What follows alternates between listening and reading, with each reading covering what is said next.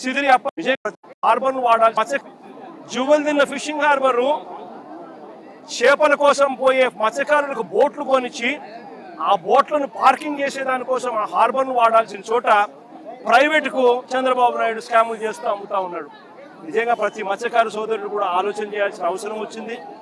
రాష్ట్రంలో ఉన్న ప్రతి పేదవాడు కూడా ఆలోచన చేయాల్సి వచ్చింది, చేయాల్సిన పరిస్థితి కూడా ఉంది. నిజంగా ఎంత దారుణంగా ఉంది ప్రభుత్వం అంటే, మన ప్రభుత్వంలో మంత్రి సిదిరి అప్పలరాజు మత్స్యకార మంత్రి మన ప్రభుత్వంలో ఈరోజు మత్స్యకారులను చంద్రబాబు నాయుడు ప్రభుత్వం ఎంత దారుణంగా హింసిస్తూ ఉంది అంటే, చిన్న ఎగ్జాంపుల్ ఆ సిదిరి అప్పలరాజు కథ వింటే. సిదిరి అప్పలరాజు కొడుకు 18 ఏళ్ల పిల్లోడు. సిదిరి అప్పలరాజు డాక్టర్, పలాస ఎమ్మెల్యే, మంత్రి, ఫిషింగ్ మంత్రి మన ప్రభుత్వంలో. సిదిరి అప్పలరాజు కొడుకు 18 ఏళ్ల పిల్లోడు బైకు తోలుతా ఉండి, కర్మవశాత్తు బైకు తోలుతా ఉండి ఎవరిలో గుద్ది బైకు తోలుతా ఉండి ఒక మనిషి చనిపోయాడు. యాక్సిడెంట్లు అవుతూ ఉంటాయి, చేసింది నేను కరెక్ట్ అని నేను చెప్పను. బట్ ఆ పిల్లోడు 18 ఏళ్ల పిల్లోడు బైక్ తోలుతా ఉండి ఆ పిల్లోడికి ఏం తెలుస్తుంది? ఒక్కొక్కసారి జరుగుతాయి. జరిగినప్పుడు నువ్వేం చేస్తా ఉన్నావు? ప్రభుత్వం ఏం చేసిందో తెలుసా?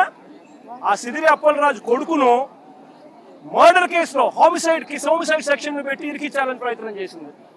నిజంగా ఈ ప్రభుత్వం మానవత్వం ఉందని అడుగుతా ఉన్నా. చివరికి జడ్జి తప్పులు బట్టి ఏం సెక్షన్ పెడతానారయ్యా మీరు? 18 ఏళ్ల పిల్లోడి మీద మర్డర్ కేసు ఏంది పెట్టడము?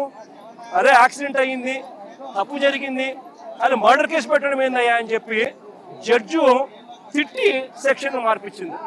అంటే ఎంత దారుణంగా జరుగుతూ ఉందని ఆలోచన చేయమని అడుగుతా ఉన్నా. జువల్దిన్నలో మత్స్యకారులకు ఇబ్బంది కలుగుతా ఉన్న పరిస్థితుల్లో తమిళనాడు నుంచి తమిళనాడులో బోట్లు వచ్చి మన మత్స్యకారులకు ఇబ్బంది పడతా ఉంటే ఆ బోటును మన మత్స్యకారులు పట్టుకొని పోలీస్ స్టేషన్కి అప్పచెప్తే ఇడిపించింది ఎవరో తెలుసా? తెలుగుదేశం పార్టీకి సంబంధించిన వీళ్ళే. లోకేష్ గారు అక్కడికి పోతారు, నెల్లూరు జిల్లాకు. లోకేష్ పోయిన మరుసటి రోజు బోటు రిలీజ్. బోటు కూడా ఏంది, స్టేషన్లో పెట్టిన బంగారం మాదిరి బోటును స్టేషన్కి అప్పచెప్తే స్టేషన్లో పెట్టిన బంగారం దొంగతనం అయిపోయినట్టుగా బోటు దొంగతనం అయిపోతుంది. దానికి కారణం ఎవరంటే లోకేష్తో పాటు ఇంకొక తెలుగుదేశం పార్టీకి సంబంధించిన ఇంకొక ఎంపీ, రాజ్యసభ ఎంపీ. అంటే మత్స్యకారులు అంటే ఎంత విలువ లేకుండా ఉంది అనేది ఆలోచన చేయాల్సిన అవసరం కూడా ఉంది. ఈరోజు రాష్ట్రంలో నిజంగా ప్రతి పరిస్థితి కూడా ఇదే మాదిరిగానే ఉంది. రాష్ట్రంలో ఈరోజు పిల్లలు సంతోషంగా లేరు. ఫీజు రీయింబర్స్మెంట్ అందడం లేదు. ఈరోజు ఫీజు రీయింబర్స్మెంట్ అందడం లేదు. స్కూళ్ళు అన్యాయంగా తయారైపోయాయి. కనీసం గోరు ముద్ద కూడా సరిగ్గా ఇవ్వని పరిస్థితి. పిల్లలకు కనీసం బ్యాగులు బూట్లు పుస్తకాలు కూడా సరిగ్గా ఇవ్వని పరిస్థితిలో ఈరోజు స్కూళ్ళు జరుగుతూ ఉన్నాయి. ఆరోగ్యశ్రీ అనేది పూర్తిగా దారుణమైన పరిస్థితికి వెళ్ళిపోయింది. పేదవాడికి వైద్యం అందక ఈరోజు అప్పులు పాలవుతా ఉన్నా కూడా ఈ ప్రభుత్వం పట్టించుకునే పరిస్థితి లేదు. ఈరోజు రైతు అనేవాడు ఏ పంటకు గిట్టుబాటు ధరక రోడ్డెక్కే పరిస్థితిలో ఇవాళ రైతు అనేవాడు ఉన్నాడు. ఉచిత పంటల బీమా ఎగిరిపోయింది, ఆర్బీకేలు ఎగిరిపోయినాయి. రైతులకు అన్ని రకాలుగా రోడ్డెక్కుతా ఉన్న పరిస్థితి. సూపర్ 6లు, సూపర్ 7లు అని చెప్పి ఎన్నికలప్పుడు బాండ్లు ఇచ్చినారు.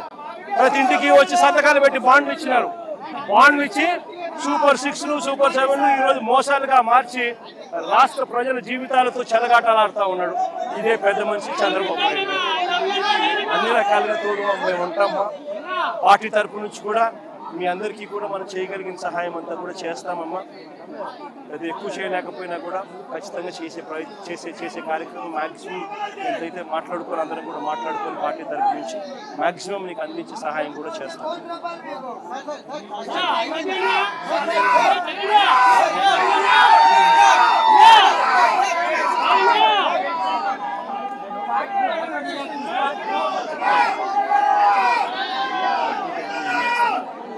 చేస్తాం, మాట్లాడుకోవచ్చు.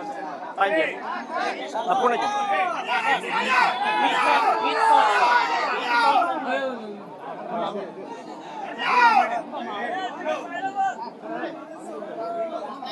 ఈరోజు 4 మాటలు ఇంగ్లీష్లో కూడా మాట్లాడుతూ ఇంగ్లీష్ మీడియా కూడా కాస్తో కూస్తో చెప్పే కార్యక్రమం చేస్తాం. The incident which took place in Andhra Pradesh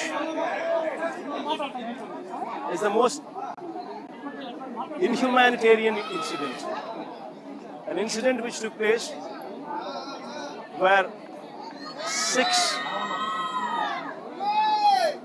fishermen families have lost their lives while they were in the sea,